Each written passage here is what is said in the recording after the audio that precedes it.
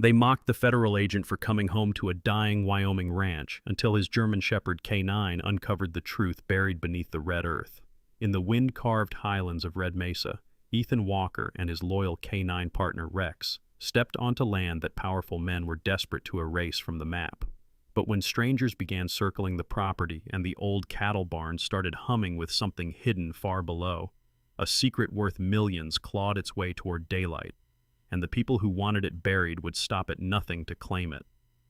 The highway into Red Mesa stretched like a sun-bleached scar across the Wyoming plains, cutting through sagebrush fields and crimson rock ridges that had outlived generations of secrets.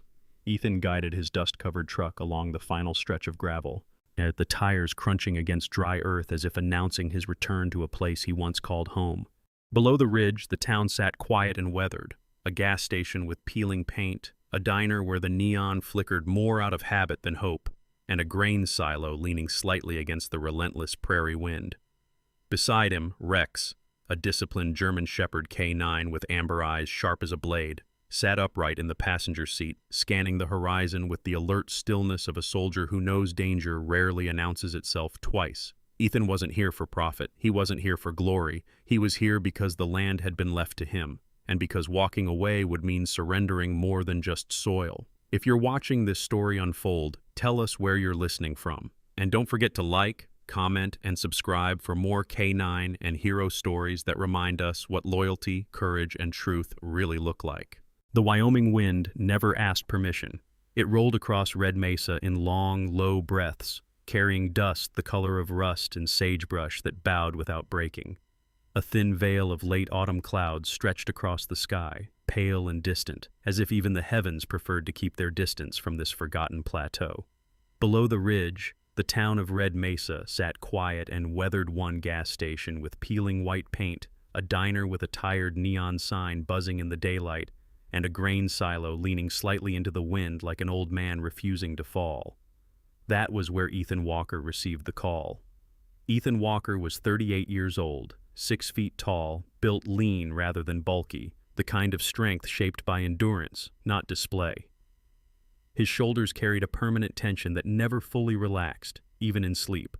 His face was angular, jaw clean-shaven, with faint lines etched at the corners of steel-gray eyes that missed very little. A thin scar traced along his right temple, half hidden beneath close-cropped dark brown hair that had begun to show strands of premature silver. He wore his posture like armor. A federal agent assigned to multi-state organized crime investigations, Ethan had spent the last 12 years dismantling networks that thrived in shadow. He was known for precision, for patience, for not blinking when others did. The call came on a gray Tuesday morning while he was reviewing case files in a Denver field office. His parents were dead. Single-vehicle accident, rural highway, late night, no witnesses. The words were clinical, clean, almost convenient. Ethan listened without interrupting, his expression unchanged, fingers resting lightly against the edge of his desk. Only his breathing shifted, slower, deeper. Across the room, Rex noticed. Rex was a 4-year-old German Shepherd K9, 75 pounds of disciplined muscle and contained instinct. His coat was sable black with rich tan underlayers that caught the light like brushed bronze. His amber eyes were sharp and alert, always scanning, always calculating. A faint nick along his left ear, earned during a tactical apprehension, gave him a permanent look of weathered experience beyond his years. Rex had been paired with Ethan 2 years earlier after a high-risk raid in Albuquerque went wrong. A suspect had detonated a makeshift explosive inside a warehouse corridor. Ethan had been trapped under fallen steel shelving, disoriented, lungs burning. Rex had broken command protocol, pulled free from his handler tether, and dragged Ethan by the sleeve into open air before the structure partially collapsed. Since that night, their bond was no longer professional. It was survival. When Ethan ended the call, Rex rose from the floor without command and pressed his muzzle gently against Ethan's thigh. Ethan rested a hand on the dog's head. "They're gone," he said quietly. Rex's ears tilted forward. 3 days later, Ethan filed for extended leave. His supervisor, Deputy Director Marshall Hayes, a broad-shouldered man in his early 50s with graying hair and a reputation for being unshakable, studied him across the desk. "You sure you want to do this?" Hayes asked, voice even but not unkind. "You disappear for too long. The Bureau keeps moving." Ethan held his gaze. It's family land. Hayes nodded once. Take the time you need. But Walker, he leaned back slightly. You don't look like a man who knows how to sit still. Ethan didn't respond, because sitting still was exactly what frightened him. The drive to Red Mesa took 12 hours. Highway turned to two-lane blacktop. Blacktop dissolved into cracked pavement. Pavement surrendered to gravel that snapped sharply under the tires. Rex sat upright in the passenger seat of Ethan's weathered Ford F-150, posture straight, eyes fixed on the horizon. His body language shifted as they climbed the plateau, subtle tension along the spine, ears angling toward distant sounds. When the old wooden sign reading Walker Ranch, established, 1982 came into view, Ethan slowed. The ranch stretched across dry acreage dotted with low scrub and weather-beaten fencing. The main house, a modest single-story structure with faded red siding, sat slightly off-center against the vast openness. A barn stood behind it, roof patched in places, its paint stripped down to bare wood by decades of wind. It didn't look valuable. It looked tired. Ethan stepped out of the truck, boots crunching against brittle earth. The air smelled of dust and old hay. Rex hopped down beside him and froze. His ears snapped forward. His gaze locked onto the old horse stable at the far edge of the property. Easy, Ethan murmured. But Rex didn't relax. The funeral was small. Red Mesa had always been that way. People came, nodded quietly, left without lingering. The pastor spoke gently. The sky remained blank and pale. Afterward, whispers followed Ethan like wind. That land's not right. Strange things happened out there. Walker should just sell. Ethan didn't react. He never reacted publicly. But he listened. She found him near the diner that evening. Clara Monroe had once been the brightest student in their graduating class, sharp-minded, quick-witted, and stubborn in ways that unsettled small-town expectations. Now 37, she stood nearly as tall as Ethan, slender with straight auburn hair usually tied back in a practical braid. Freckles dusted her cheeks, and her green eyes carried both intelligence and fatigue. She had returned to Red Mesa 5 years earlier after a divorce that had left her wary but not broken. Now she taught science at the local high school, but were advocating for environmental awareness in a town that often preferred not to look too closely at its surroundings. Ethan Walker, she said, crossing her arms lightly. Didn't think I'd see you back here. He offered the faintest hint of a smile. Didn't think I'd be back. She studied him, really studied him. I'm sorry about your parents. Thank you. Clara glanced toward the ranch road beyond town. You planning to keep it? For now. She hesitated. You should know. 3 families sold their land this year. Quietly. Packed up overnight. To who? Energy company. BlackRock Extraction. Ethan's jaw tightened slightly. For oil? Clara shook her head. They're not drilling. Not openly. Rex stood beside Ethan, body rigid again, staring toward the distant ridgeline. Clara noticed. Your dog seems on edge. He doesn't spook without reason. She lowered her voice. Be careful, Ethan. Something's changing out there. The next morning, a truck rolled up the gravel drive. It was black, polished. Out of place. The man who stepped out wore a tailored charcoal suit that didn't belong on Wyoming dust. Daniel Crow was in his early 40s, tall and well-groomed, with slicked-back dark hair and a smile that never quite reached his calculating blue eyes. His posture was confident but not careless, the confidence of someone used to closing deals. Mr. Walker, he called smoothly. Daniel Crow, BlackRock Extraction. Ethan remained still. Rex positioned himself half a step forward, not aggressive but unmistakably protective. Crow's smile flickered briefly at the sight of the dog. I'll be direct, Crow continued. Your property sits in a region of developing interest. We're prepared to offer you 12 times market value. That's generous, Ethan replied flatly. We prefer efficient solutions. And if I'm not interested? Crow clasped his hands behind his back. The plateau can be unpredictable. Geological instability. Water rights complications. Sometimes land becomes burdensome. Rex let out a low, controlled growl. Crow's eyes shifted to the barn briefly before returning to Ethan. Think it over, he said. Offers like this don't stay on the table forever. As the truck pulled away, dust rising in its wake, Ethan stood unmoving. Rex turned slowly toward the old horse stable again, and growled. That night, wind pressed against the ranch house in restless waves. Ethan lay awake on the couch, boots still on, staring at the ceiling. In the dark, he saw flashes. Warehouse corridor, explosive charge, smoke, a collapsing beam. Rex dragging him. He inhaled sharply and forced himself back to the present. Outside, Rex padded toward the window overlooking the barn, and didn't move from there. The wind did not ease the next morning. It came sharper, colder, dragging low clouds across the red plateau as if trying to erase yesterday's conversation. Ethan Walker stood at the kitchen counter of the ranch house, coffee untouched, eyes scanning the dry fields beyond the window. Rex lay near the door, head lowered but ears upright, tracking every distant sound beyond human range.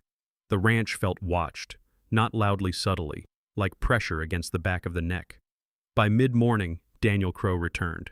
This time he did not arrive alone. A second black SUV rolled behind his, stopping near the edge of the gravel drive. Two men remained inside, thick-necked, broad-shouldered, both wearing neutral expressions and mirrored sunglasses that hid their eyes. Security, not local hires. They moved with the posture of former military contractors, calculated, detached. Crow stepped out again in that immaculate charcoal suit, dust somehow avoiding him as if even the wind deferred. Up close, the faint lines near his mouth suggested a man who smiled often, but rarely for joy. "Mr. Walker," he called smoothly, removing his sunglasses this time. His eyes were a cold, precise blue. "I believe our previous offer may have seemed preliminary." Ethan didn't move from the porch steps. It was clear enough. Crow smiled faintly. "Allow me to refine it. BlackRock Extraction is prepared to offer you 30 times the assessed market value of this property. Immediate transfer, no contingencies." The number hung in the air like a challenge. Even in silence, the plateau seemed to lean closer. "That's excessive," Ethan replied calmly. "It reflects the geological realities of the area." Crow's gaze drifted briefly toward the hills behind the barn. Red Mesa rests on unstable formations, seismic irregularities, sink potential. We'd hate for you to invest emotionally in land that may not remain structurally sound, a threat disguised as concern. Rex rose slowly, stepping forward with deliberate control. He did not bark, he did not lunge. He simply fixed his amber eyes on Crow and emitted a low vibration in his chest that felt more warning than noise. Crow's jaw tightened for the briefest second before he recovered. "Remarkable animal." "He knows when someone's lying," Ethan replied evenly. Crow held his gaze longer this time, then nodded once. "Think carefully, Agent Walker. The plateau can be unforgiving." When the SUVs pulled away, Ethan stood in silence until the dust settled. Rex turned not toward the road, but toward the ridge behind the livestock pens.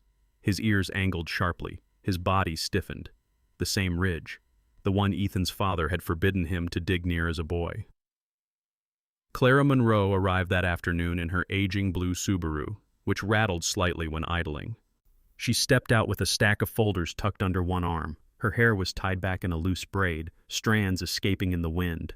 Today she wore practical boots and a canvas jacket dusted with chalk from the classroom. "You're not going to like this," she said without preamble. They stood at the old picnic table beside the house while Rex patrolled the perimeter in tight, methodical arcs. Clara opened the first folder. "I pulled county land transfers from the last 18 months. BlackRock purchased 6 parcels bordering yours, 3 through Shell LLCs, 2 through mineral rights acquisitions, 1 through foreclosure pressure." "Pressure how?" Ethan asked. "Water rights audits, soil contamination reviews, property tax reassessments." She looked up. Every family that refused to sell had some kind of inspection appear within weeks. Ethan exhaled slowly. Clara flipped another page. "There's more. BlackRock filed preliminary geological surveys last year. But here's what's odd, they withdrew them, quietly." "Why withdraw?" "They claimed insufficient data." Rex suddenly froze mid-step, staring toward the rear hillside again. Clara followed his gaze. "That ridge?" Ethan nodded. "My father never allowed excavation there." "Did he ever say why?" "No." Clara closed the folder gently. "Ethan, this isn't about oil. Lithium deposits run through parts of Wyoming. Strategic value. battery production, military contracts. The word military lingered heavier than the rest. "I need to see something," Ethan said. Inside the ranch house, Ethan climbed the narrow wooden stairs to his father's study, a cramped room that still smelled faintly of pipe tobacco and dust. Boxes of old ranch records sat stacked against one wall. He began opening them methodically. Rex followed but remained restless, pacing rather than settling. After nearly an hour, Ethan found a leather-bound binder tucked beneath a false bottom in an old filing drawer. The leather was cracked with age. His father's handwriting, precise, disciplined, covered the inside pages. Diagrams. Cross-sections of bedrock layers. Notes about underground water channels and mineral density readings. Ethan's pulse slowed into focus mode, the same mental clarity he used during operations. There were annotations about subsurface anomalies beneath the western ridge, references to unusual magnetic interference, measurements that didn't match known county surveys. His father had been studying the land, carefully, deliberately. "Why didn't you report this?" Ethan murmured. Rex's head snapped toward the window. A shadow moved beyond the barn. Not wind. Movement. Controlled. Ethan shut the binder and moved toward the side door without grabbing his firearm yet. Outside, the light was shifting toward evening gray. Rex advanced ahead of him, posture lowered, silent. They circled the barn. No one. No footprints visible in the hard-packed soil. But the air felt wrong, disturbed. Rex tracked toward the rear ridge again and stopped at a narrow patch of rocky soil partially concealed by scrub brush. He pawed once, then looked back at Ethan. Ethan crouched. The ground bore faint scrape marks, not natural erosion. Tools had been here, recently. His chest tightened. He stood slowly and scanned the horizon. No vehicles, no figures. But they had been watched. Night came heavier than usual. The wind died completely, leaving the plateau unnaturally still. Ethan lay awake again on the couch, this time the binder resting on the table beside him. Rex refused to settle, pacing from window to window. Around midnight, Rex stopped abruptly at the front window and emitted a sharp, contained growl. Ethan rose instantly. Headlights, far down the access road. They cut off before reaching the property line, then darkness. Ethan waited. Minutes passed, then a faint, metallic click near the barn. He moved outside quietly, boots silent on gravel. The barn door shifted slightly in the breeze, except there was no breeze. Rex advanced first. They circled the structure. Nothing visible. But when Ethan returned to the truck parked near the fence line, he froze. 4 deep scratches carved down the passenger side door. Long, clean, intentional. Not vandalism. A message. Rex sniffed the metal, ears pinned back. Ethan's jaw tightened as memory surfaced, warehouse rubble, collapsing steel the moment before impact. He forced the flash away. This wasn't Afghanistan. This was Wyoming, and someone wanted him gone. The next morning, Ethan drove into town for supplies. The diner crowd fell quiet when he entered. Conversations resumed only after he passed. At the counter sat an older man he hadn't seen since childhood. Thomas Reed was in his late 60s, wiry and sunburned, yet with silver hair cropped close and hands permanently stained with oil. He had once been a petroleum engineer before retiring abruptly 15 years earlier. Rumor said he'd left a major firm over ethical disagreements. He glanced sideways at Ethan. "You keeping that land?" "For now." Thomas stirred his coffee slowly. "Red Mesa's not empty rock." Ethan met his gaze. "You worked geology." Thomas nodded faintly. "Some ridges out there sit over mineral corridors most people don't know how to read." "Lithium?" Thomas didn't answer directly. Instead, he said, "When corporations offer 30 times value, they're not buying dirt. They're buying silence." Ethan held the stare. Thomas leaned closer. "Your father asked me about subsurface mapping 2 years ago. Said he'd noticed tremors that didn't match natural patterns." "Tremors?" "Small, rhythmic, man-made." The word echoed in Ethan's mind. When he returned to the ranch, he parked beside the damaged truck door and ran his fingers over the gouges. His parents' accident replayed in his thoughts. Remote highway, no witnesses, brake failure cited as possible cause. His father researching subsurface anomalies, BlackRock withdrawing geological surveys, 30 times market value. Crow mentioning instability. Rex stood beside him, staring again toward the western ridge.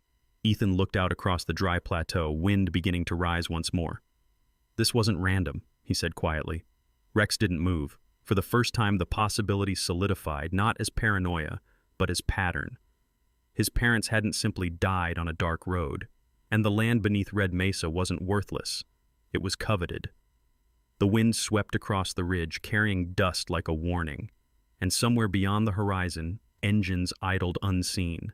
The wind carried a dry metallic taste that morning, sharper than dust alone. Ethan Walker stood behind the old grain shed as pale sunlight stretched over Red Mesa, turning the ridgeline into a jagged silhouette. The plateau looked quiet, too quiet. Rex circled the weathered structure in tight arcs, nose low, tail stiff, every movement precise. The grain shed had not been used in years. Its boards were warped, nails half lifted by time, and the earth beneath it packed hard from decades of use. Ethan hadn't planned to search here first, but Rex had decided. The dog stopped abruptly near the far left corner where old feed barrels once stood. He pawed once at the ground, then twice, then began digging in sharp, deliberate bursts. "Rex," Ethan warned lightly. "Easy." But this wasn't idle curiosity. Rex's shoulders tensed, and claws striking something solid beneath the thin layer of soil. A dull, unnatural thud echoed upward. Stone. Not bedrock. Flat. Placed. Ethan knelt and brushed away dirt with his hands. Beneath the soil lay a slab of smooth, gray composite stone, unlike the surrounding red earth. It had straight edges, manufactured edges. "This wasn't part of the ranch," he muttered. Rex stepped back, but didn't relax. His ears pivoted toward the western ridge as if expecting an eruption. Ethan retrieved a crowbar from the barn and wedged it beneath the slab. It resisted at first, then shifted with a low grinding sound that carried too clearly across the open land. Beneath it, darkness. A narrow vertical shaft dropped roughly 8 feet down, reinforced with old steel rungs embedded into poured concrete. Cool air rose from below, dry, sterile, carrying a faint mineral tang. Ethan's pulse slowed not with fear, but recognition. Someone had engineered this.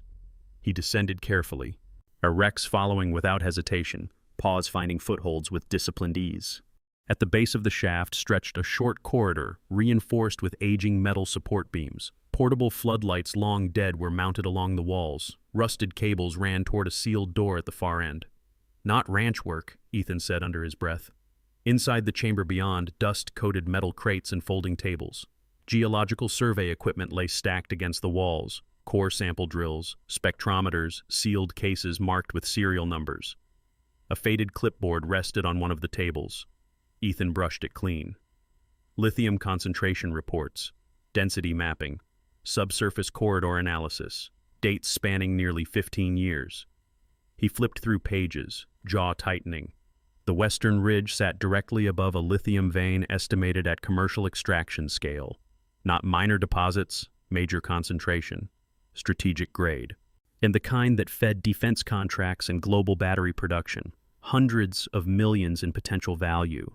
Rex paced the perimeter once, then stopped near a corner vent. His nose hovered over a small object half hidden in dust. Ethan crouched. A micro-surveillance camera. Modern, black casing, recently placed. His eyes hardened. They weren't the first ones down here. Clara arrived later that afternoon, breathless from hiking up the back trail rather than using the main drive. She had tied her braid tighter than usual, and a tension sat visibly in her shoulders. "I found something," she said, handing Ethan a thin envelope. "Old lease filings from 2008. BlackRock tried applying for exploratory drilling permits here. And they were denied. Environmental impact risks, groundwater proximity. They appealed twice and lost. Why withdraw last year's survey?" Clara met his gaze. Because someone else already proved the deposit exists." Ethan handed her a copy of one of the underground reports. She skimmed it, eyes widening. "This is massive." Rex remained near the shed entrance, staring outward rather than down. Clara noticed. "He's still tense. They placed surveillance here." Her expression shifted from surprise to something colder. "They're not negotiating." That evening, Ethan drove into town again, not to be seen, but to listen. He found Thomas Reed outside the gas station, leaning against the ice machine, hands in his jacket pockets. The older man's face was creased from decades of sun exposure, but his eyes remained sharp, analytical. "You went digging," Thomas said quietly. Ethan didn't ask how he knew. Thomas exhaled. 15 years ago, a technical team rolled into Red Mesa. Unmarked trucks. Stayed 3 weeks. Camped near your ridge. What happened? They left overnight. No explanation. But a month later, 2 land surveyors in Cheyenne filed early retirement paperwork. Didn't return calls. You think they found lithium? Thomas nodded faintly. I think they found something worth burying. Ethan studied him. Why tell me this? Thomas shrugged lightly. I left my firm because they wanted to drill without safeguards. I don't like watching history repeat. As Ethan turned to leave, a payphone near the diner rang. It startled him, not the sound itself, but the timing. He hesitated, then picked it up. Silence. Then a distorted voice, low and electronically masked. Agent Walker. Ethan's grip tightened. Don't dig deeper, the voice continued. Your parents made that mistake. The line went dead. Ethan stood still for several seconds before returning the receiver to its hook. His breathing remained steady, but something inside him shifted from suspicion to certainty. Back at the ranch, Rex refused to settle even after dark. He moved along the fence line repeatedly, pausing at irregular intervals. Ethan followed on the third pass. Near the north boundary marker, half hidden in a fence post knot, Rex's nose fixed on something small. Ethan pried it loose. Another camera, wireless transmitter. Battery warm. He scanned the perimeter slowly and spotted 2 more, one mounted under the barn eave, another concealed in brush near the livestock trough. They're mapping movement, he said quietly. Rex's growl vibrated low. Ethan collected the devices and carried them inside, placing them on the kitchen table. Each bore identical serial etchings, custom hardware, not retail. Clara called an hour later. I ran corporate filings through a colleague in Denver. BlackRock's CEO sits on a federal mineral advisory board. Conflict of interest? Technically, no. Practically, yes. Ethan stared at the geological maps spread before him. Lithium corridors, extraction feasibility. His parents' accident location flickered in memory again on a remote stretch of highway where heavy equipment transport often moved through at night. Yet he didn't speak the thought aloud, not yet. After midnight, the plateau felt charged, windless, tense. Ethan sat at the kitchen table reviewing the core sample logs. The lithium concentration percentages were marked in red pen, some circled twice. His father's handwriting appeared in margins beside older data entries. Unnatural tremor cycles. Survey activity detected. Unauthorized. Ethan closed his eyes briefly, picturing his father alone in this house, piecing together patterns, realizing the land beneath him wasn't just ranch property, it was contested ground. Rex suddenly lifted his head. A soft click outside. Then a faint crunch. Ethan moved to the window without turning on lights. A distant silhouette shifted along the western ridge. Too controlled to be wildlife. He did not pursue. Instead, he stood watching until the shape dissolved into darkness. They knew he had found something, and now they knew he wouldn't sell. Ethan turned back to the maps. Yes, he placed both palms flat against the table. This isn't just land, he said quietly. It's leverage. Rex stepped beside him, pressing his shoulder against Ethan's leg, steady, grounded. Above them, the plateau stretched silent and red beneath a moon that offered no comfort. Beneath them, millions of dollars in lithium waited. And somewhere beyond the ridge, men who believed ownership could be forced were recalculating their next move. Ethan gathered the files into a single stack and locked them inside the old gun cabinet. He shut off the kitchen light. Rex remained awake long after.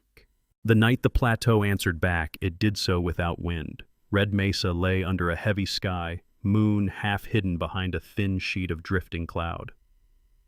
The silence felt deliberate, stretched tight like wire pulled across open land. Inside the ranch house, the lights were off. Ethan Walker sat at the kitchen table in the dark, maps locked away, cameras dismantled beside him. Rex lay near the back door, head resting on his paws, but his eyes were open, reflective in the faint glow of the clock display. They had removed 6 surveillance devices in total. That meant there were likely more. Ethan had not waited passively. Earlier that day, he had driven to the far edge of the neighboring property where an American flag hung from a weathered post outside a modest single-story home. That was where he found Samuel Sam Delgado. Sam was 59. Broad through the chest despite age, his build thickened not by comfort, but by long years of labor. His hair was cropped close and almost fully gray, his beard trimmed short and practical. A faint scar pulled slightly at the left corner of his mouth, souvenir from a roadside bomb in Fallujah nearly 2 decades earlier. Sam walked with a barely noticeable limp, and though he spoke softly, his eyes never stopped assessing his surroundings. He had returned to Red Mesa after retiring from the Army, choosing quiet over recognition. "You've got company you didn't invite," Sam had said after listening to Ethan's account without interruption. "You noticed?" Ethan asked. Sam gave a thin half-smile. "Black SUVs don't blend in out here." By late afternoon, Sam had helped Ethan string low-visibility trip lines near fence gaps and position improvised motion alerts along the western ridge. Nothing lethal. Just warning system small bells tucked inside tin cans, fine wire at ankle height, reflective tape placed strategically so only someone trained would see it in the dark. "You expecting a push?" Sam had asked while tightening one final line. "I'm expecting pressure," Ethan replied. Sam studied him a moment. "You planning to run?" Ethan shook his head. Sam nodded once. "Then you fight smart." Now, hours later, the first bell rang. It was faint, metallic, almost delicate. But in the silence, it echoed. Rex was on his feet before Ethan stood. The second alert followed this one from the north fence line. "Multiple," Ethan murmured. Headlights flicked on briefly beyond the ridge, then cut out. Shadows moved low across the field, dark shapes against darker earth. 4 figures approached the barn. They wore dark tactical clothing, lightweight body armor, boots designed for silence, faces partially obscured by black gaiters. Professional, not reckless. Rex emitted a low, controlled growl. "Stay," Ethan whispered. But Rex did not retreat. One of the men raised a hand signal. Another moved toward the livestock pen. A third approached the side of the house.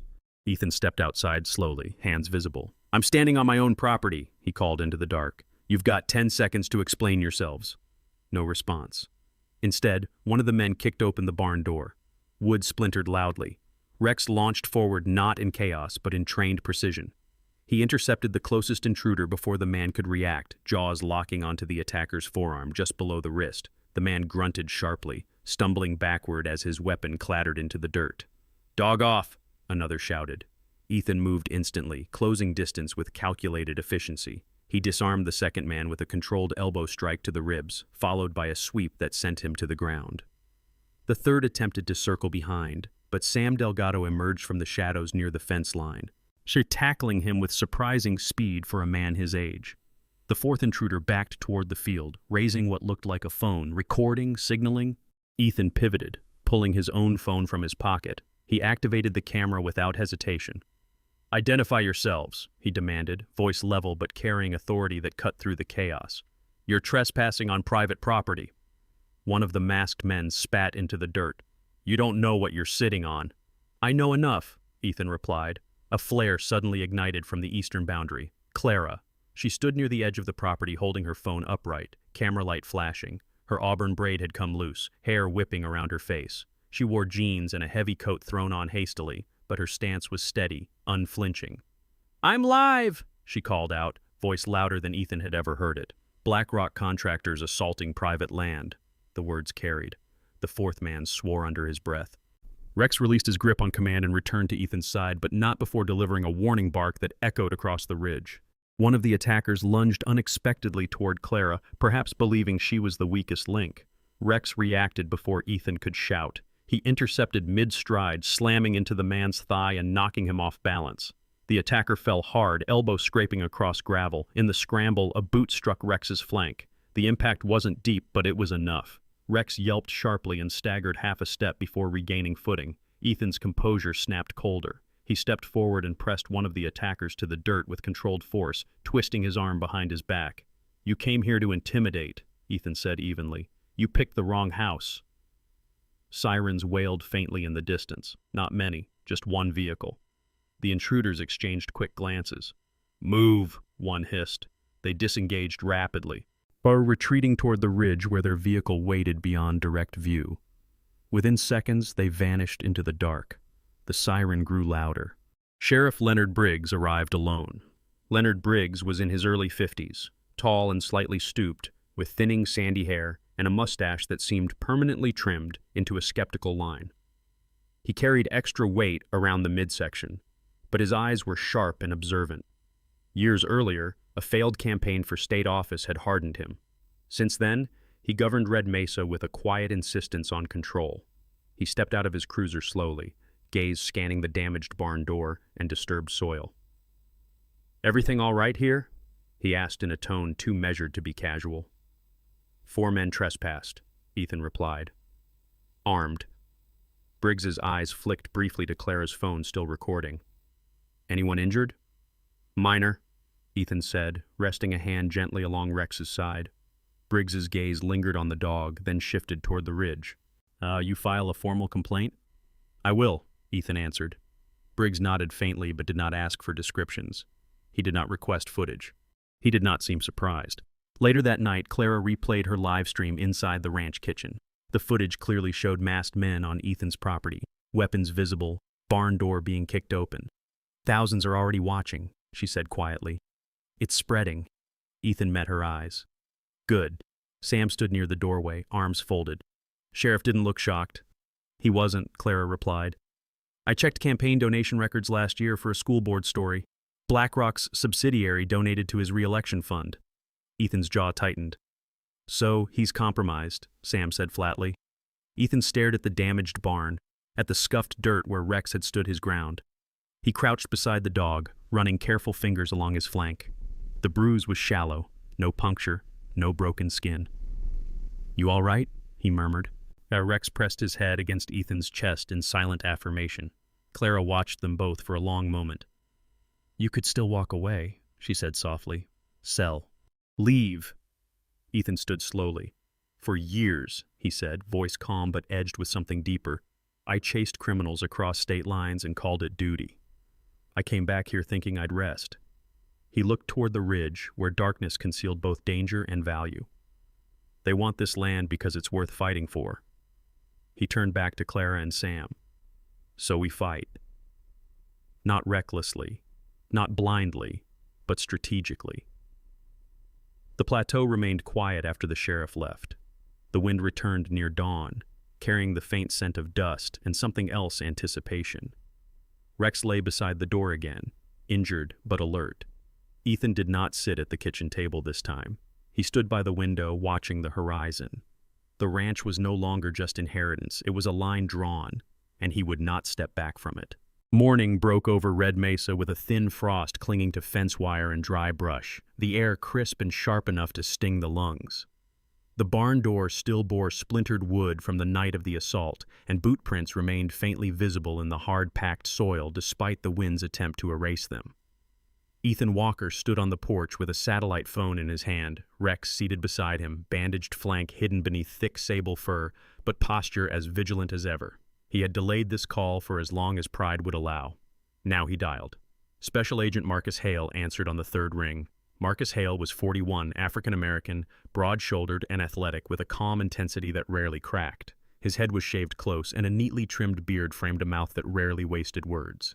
And he and Ethan had trained together at Quantico and later partnered on 2 interstate racketeering investigations. Marcus had once pulled Ethan back from a reckless entry maneuver during a raid in Phoenix, a decision that had saved both their careers. "Walker," Marcus said evenly, "I heard you were on leave." "I need a favor," Ethan replied. There was a brief pause on the line. That kind of tone means it's not small. Ethan summarized everything without embellishment: BlackRock's escalating offers, surveillance devices, armed trespassers, geological findings beneath his property. Silence followed, longer this time. "I've heard the name," Marcus said finally. "BlackRock Extraction is flagged in 2 corruption probes, but nothing stuck. They're careful." "Dig deeper," Ethan said. "Start local." "Already am," Marcus replied. "Send me what you've got." Within the hour, Ethan transmitted scans of the underground survey reports and Clara's live stream footage. Clara Monroe was no longer just a high school science teacher in this story. After the attack, something in her hardened. She sat at her small kitchen desk, papers scattered, laptop open, green eyes narrowed in concentration, and began writing. Her article did not read like a social media rant. It read like an indictment. She detailed the land acquisitions, the failed drilling permits, the suspicious withdrawal of geological surveys. She cited donation records tying Sheriff Leonard Briggs to BlackRock subsidiaries. She embedded still images from the live stream showing masked men on private property. By noon, the article had been picked up by a regional environmental watchdog blog. By evening, it was trending statewide. Meanwhile, Rex refused rest. Despite his minor injury, he paced the perimeter again, stopping near the gravel access road where tire tracks still lingered. Ethan followed. Down half-buried near the roadside brush lay a small metallic object partially concealed by dirt. Rex nudged it carefully with his nose. Ethan crouched and uncovered a slim USB drive taped beneath the rear bumper of a parked utility truck that had not been there the previous evening. The truck belonged to Caleb Mercer, no relation, an employee of BlackRock who had been seen in town earlier that week. Caleb Mercer was 28, thin-framed with nervous energy, sandy hair constantly falling into his eyes. His posture lacked confidence, shoulders slightly hunched as if perpetually bracing for reprimand. He had grown up 2 counties away and taken the BlackRock job for financial security rather than ideology. Ethan had noticed him at the gas station 2 days prior. Now he suspected Caleb had noticed him too. Back inside, Ethan inserted the USB into an offline laptop. Files loaded slowly. Internal communications. Email threads referencing pressure strategies. Maps marking targeted landowners. A document labeled Water Compliance Leverage. He opened it. BlackRock had commissioned unauthorized test drilling 2 years earlier along the western ridge. Core extraction samples showed lithium density far exceeding projections. But beneath that data sat something darker: chemical residue reports indicating contamination risk to shallow groundwater if extraction proceeded without reinforcement. And a line item noting, mitigation costs exceed buyout incentives. Recommend land consolidation. They knew, Ethan said quietly. Rex lifted his head at the change in tone. They tried to secure permits and failed, so they applied pressure. The next file confirmed worse.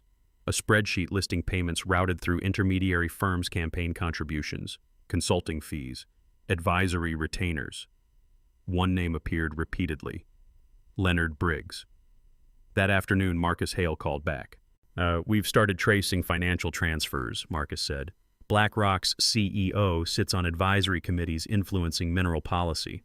There's evidence of coordinated land acquisition patterns across 3 counties. And local law enforcement? Briggs received substantial consulting fees through a shell nonprofit. It's enough for federal interest. Ethan stared at the ridge beyond the window. And the accident? He asked quietly. Marcus hesitated. No direct link yet, but BlackRock logistics vehicles were recorded traveling the same highway corridor within 2 hours of your parents' crash. Ethan closed his eyes briefly. Fear did not hit him as rage. It hit him as vulnerability. If BlackRock was willing to manipulate government channels and deploy armed contractors, what would stop them from escalating further? Clara arrived again near dusk, this time accompanied by 2 residents from town. Margaret Lawson was 63, tall and stern-faced, with silver hair pulled into a tight bun and posture straight as a ruler. She had run the local diner for 30 years and had lost her husband to respiratory illness linked to industrial contamination in another county decades earlier. Since then, she distrusted corporations promising prosperity. Behind her stood Owen Carter, a rancher in his early 40s, broad and sunburned, quiet by nature but steady. His family had sold adjacent land to BlackRock the previous winter under tax pressure. "We read Clara's piece," Margaret said. "People are talking."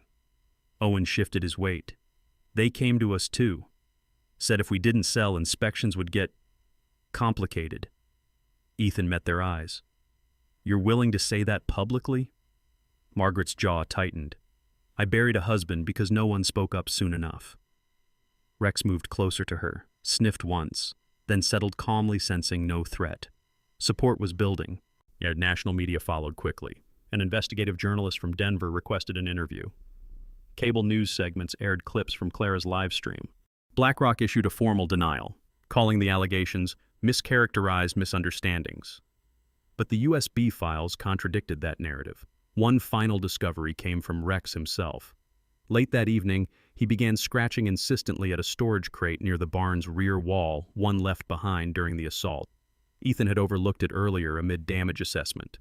Inside the crate lay discarded protective gloves and a folded blueprint. The blueprint showed a planned access tunnel beginning precisely where the underground survey chamber existed. Only this version included heavy drilling machinery specifications. They had been preparing to move forward regardless of consent. Ethan gathered the files, the blueprint, the contamination reports, and forwarded encrypted copies to Marcus. Within 48 hours, federal environmental investigators requested access to the property. The news cycle shifted from local controversy to federal inquiry. Red Mesa no longer whispered. It watched. That night, Ethan sat alone at the kitchen table after Clara and the townspeople left. Rex lay at his feet, breathing steady. The fear returned, not for himself.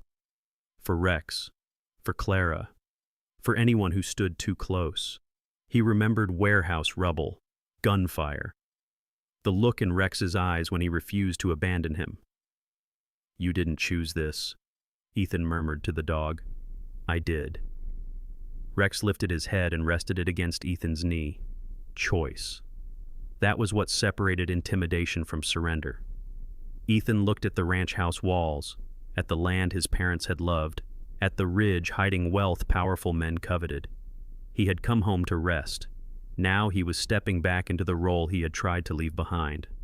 But this time, the fight wasn't for a case file, it was for home. And by morning, the first federal vehicle rolled slowly up the gravel drive, dust trailing behind it like the beginning of something irreversible.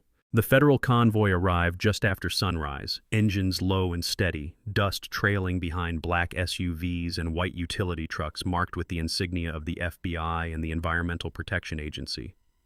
The Wyoming sky stretched wide and clean above Red Mesa, pale blue after a night of wind that had swept the plains bare. Frost clung to fence posts and sagebrush, glinting like scattered shards of glass as the first vehicles rolled through the open ranch gate. Ethan Walker stood at the edge of the driveway with Rex at his side. The German Shepherd's coat caught the morning light deep sable with black overlay along his back. Amber eyes alert but calm now, heeled flanks strong beneath dense fur. He stood tall, muscular, disciplined, every line of his body reflecting years of training and loyalty. He no longer paced in restless vigilance. Instead, he watched with the steady composure of a partner who understood the tide had shifted. The lead SUV stopped. A tall woman stepped out first. Special Agent Olivia Ramirez was in her late 30s, Hispanic, sharp-featured with dark hair pulled into a tight bun and eyes that missed nothing. She carried herself with quiet authority, posture straight but relaxed, movements economical. There was a faint scar near her left eyebrow earned, she once told Marcus Hale, during an undercover narcotics operation that had nearly cost her life. It had hardened her resolve, not her empathy. She approached Ethan with a firm nod. "Mr. Walker." "Agent Ramirez." Behind her, uniformed federal agents moved with controlled efficiency, securing the perimeter, photographing damage, setting up evidence stations. 2 EPA specialists, one of them a tall, thin man with wire-rimmed glasses and a permanently furrowed brow named Dr. Samuel Whitaker, began assembling groundwater testing equipment near the western ridge. Whitaker was an environmental chemist in his early 50s, meticulous and precise, known within federal circles for dismantling corporate pollution cover-ups with scientific rigor. He had once testified in a landmark contamination case that forced a major energy conglomerate to pay billions in restitution. "We'll verify the lithium deposit and assess the drilling damage," Whitaker said, adjusting his gloves.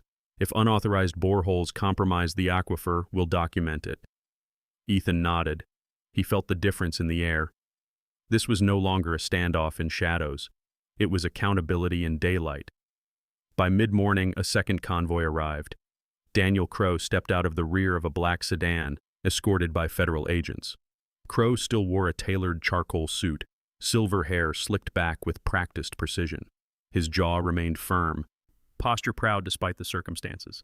But the arrogance had thinned, replaced by a tightness around the eyes that betrayed calculation, giving way to inevitability.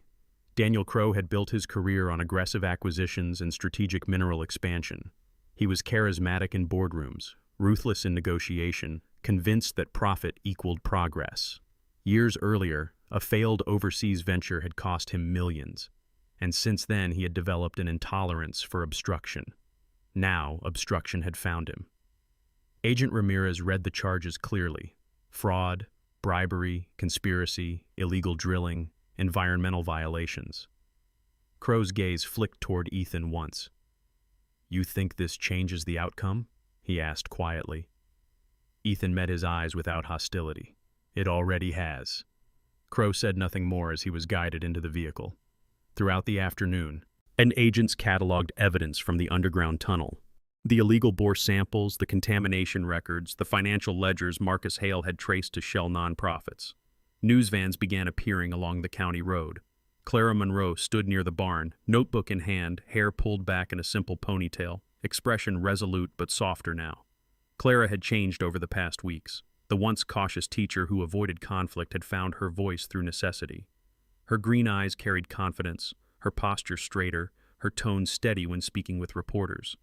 She no longer hesitated before answering difficult questions. "Red Mesa doesn't oppose development," she told a regional news anchor. "We oppose exploitation. There's a difference." The story spread nationally within hours. BlackRock Extraction's executive board members were detained in Denver. Their financial accounts were frozen. Regulatory reviews reopened in multiple states. By evening, a federal statement was issued. The lithium deposit beneath Red Mesa would be placed under federal mineral management oversight. Extraction would proceed only under transparent environmental review with community advisory representation, and a percentage of revenue would be allocated to Red Mesa County infrastructure, water protection, and public education. The town that had once whispered began to gather openly. Margaret Lawson arrived first, bringing a thermos of coffee for the agents. Owen Carter followed, hat in hand, quiet pride in his eyes. More residents came, some hesitant, some emboldened. Sheriff Leonard Briggs had been taken into federal custody earlier that morning without incident. Trust would take time to rebuild, but it would rebuild. That evening, Ethan walked alone toward the ridge where his parents used to sit at sunset. While Rex followed at a measured pace, tail relaxed, ears occasionally twitching to the distant sounds of activity below. The wind was gentle. The land felt different, not hunted, not threatened, simply vast. At the crest of the hill, Ethan placed 2 smooth stones upright in the earth. Between them, he set a small bronze plaque he had commissioned quietly the day after the attack: Thomas and Eleanor Walker. They stood for what was right. He knelt for a moment, hand resting on the soil. "They didn't scare easy," Clara's voice said softly behind him. She had approached quietly. Ethan rose. "They taught me not to," he replied. Weeks passed. Federal oversight teams established secure operations around the lithium site, fencing off extraction zones and restoring damaged soil. Environmental remediation crews sealed unauthorized boreholes and began aquifer testing. Transparency replaced secrecy. Community meetings were held in the Red Mesa Town Hall, where Dr. M. Whitaker presented water quality data and federal officials answered questions publicly. Clara launched a new science curriculum at the local school titled Sustainable Resources and Community Responsibility. She invited federal geologists to speak to her students about ethical mineral extraction. Children who had once only seen mining as distant industry now understood both its promise and its risk. Ethan watched from the back of one session as Clara explained lithium-ion battery technology with chalk diagrams and patient clarity. She had found purpose too. Rex became something of a local legend. Children asked to pet him outside the general store. Veterans passing through town recognized his disciplined stance and respectful demeanor. A small feature article in a national magazine dubbed him the Guardian of Red Mesa. But Rex did not change. He still woke before dawn, still patrolled the fence line, still lay at Ethan's feet each evening. One afternoon, as Ethan repaired an old fence post, a familiar thought settled into him. Yet he had been on leave. He had planned to return. Now he understood he would not. Marcus Hale called 2 days later. "We could use you," Marcus said. "I know," Ethan replied. A pause. "But?" Marcus asked. "But I think I can serve better here." Marcus exhaled softly. "You always did pick the hard path." "It's not hard," Ethan said, looking across the field where Rex ran freely in tall grass. "It's necessary." Within months, the ranch began to change. The old horse barn was restored and converted into a training facility. New fencing enclosed agility courses and scent detection fields. A modest sign was installed at the entrance, Red Mesa K9 and Veterans Sanctuary. Ethan began working with injured service dogs transitioning out of law enforcement and military duty. He offered free training programs for veterans struggling with post-traumatic stress, pairing them with K9 companions. The sanctuary grew slowly but steadily. Now, funding came partly from a county development grant made possible by lithium revenue redistribution. Donations arrived from across the state. One early participant was James Holloway, a 32-year-old former Army medic with quiet eyes and tremors he tried to hide. Paired with a young Belgian Malinois named Atlas, lean, intelligent, eager, James began to find steadiness again. Rex took on a new role, not as a combat partner, as a mentor. He guided younger dogs through drills with calm authority, corrected them gently, demonstrated discipline without aggression. Ethan watched often from the sidelines. The ranch that had once been a target became a refuge. Evenings returned to what his parents had loved most: silence, wind across grass, light stretching gold over the plateau. One late afternoon, Clara joined Ethan on the porch as veterans and dogs trained below. "You stayed," she said. "I did." "You ever regret not going back?" Ethan shook his head slowly. They didn't leave me land," he said quietly. "They left me a choice." Rex climbed the porch steps and settled at Ethan's feet, head resting against his boot. The lithium beneath Red Mesa remained valuable, but it was no longer the story. The story was courage. The story was community. The story was a piece of land that refused to be stolen, and the people who refused to abandon it. As the sun dipped behind the red ridge, casting long shadows across the sanctuary fields, Ethan looked out over the place that had nearly been lost. "This is home," he said softly. Rex thumped his tail once in agreement, and for the first time since the phone call that had brought him back to Wyoming, Ethan felt something deeper than duty: peace. Sometimes the greatest battles in life are not fought on distant fields or in dramatic headlines. They are fought quietly at kitchen tables, on front porches, and in the choices we make when no one is watching. Ethan did not set out to be a hero. He only wanted to protect what his parents left behind. But when pressure came, when fear whispered that walking away would be easier, he chose to stand. Not with anger, not with revenge, but with courage, patience, and truth. In our daily lives, most of us will never uncover a hidden mine or confront corporate corruption. But we will face moments where doing the right thing costs something. We will be asked to stay silent when speaking up feels risky. We will be tempted to choose comfort over conviction. This story reminds us that integrity is not loud. It is steady. It is the decision to protect what matters. It is loyalty like Rex showed. It is faithfulness like Ethan carried. It is community like Red Mesa became. Maybe your battlefield is your workplace. Maybe it is your family. Maybe it is a private struggle no one else sees. Whatever it is, remember this: standing for what is right may feel lonely at first, but courage has a way of calling others forward, and healing often begins in the very place where you refuse to give up. If this story spoke to you, share it with someone who needs encouragement today. Leave a comment and tell us what part meant the most to you.